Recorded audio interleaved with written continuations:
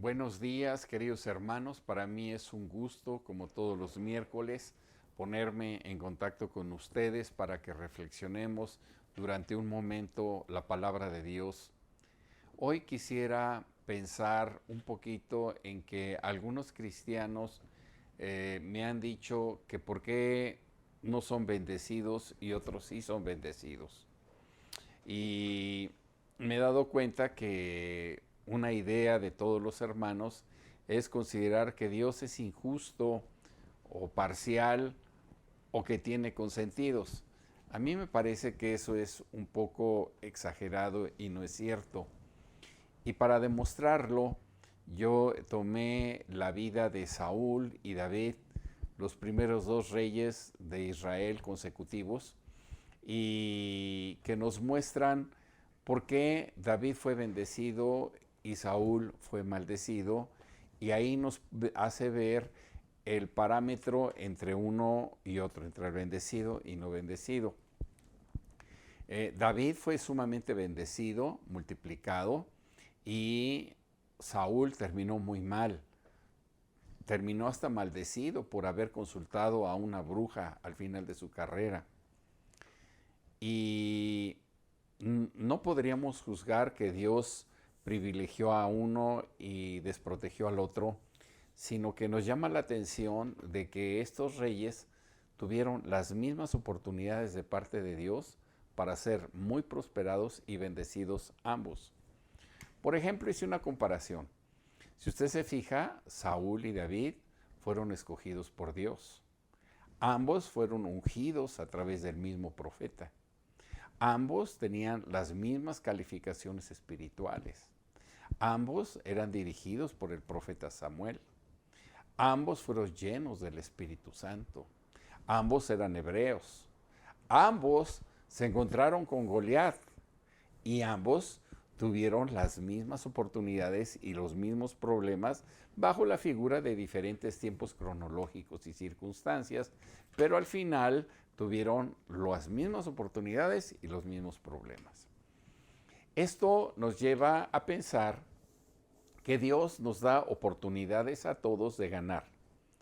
Lo que hace la diferencia es la desobediencia que nos demerita, que diluye o tira la unción, porque todos tenemos una medida de unción, lo que pasa es que no la usamos, la perdemos o la tiramos por causa de la desobediencia o el pecado.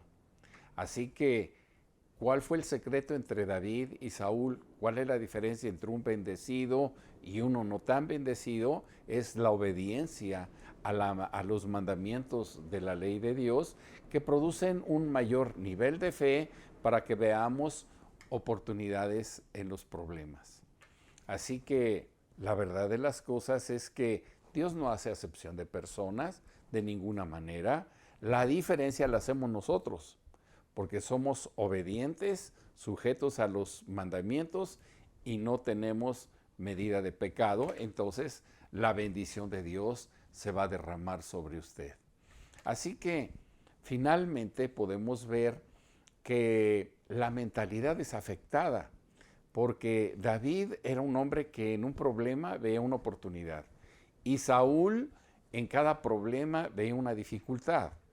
¿Cuál era la diferencia? Que otra vez la obediencia a los mandamientos te da la seguridad del respaldo de Dios. David sabía del respaldo de Dios, Saúl no. ¿Por qué?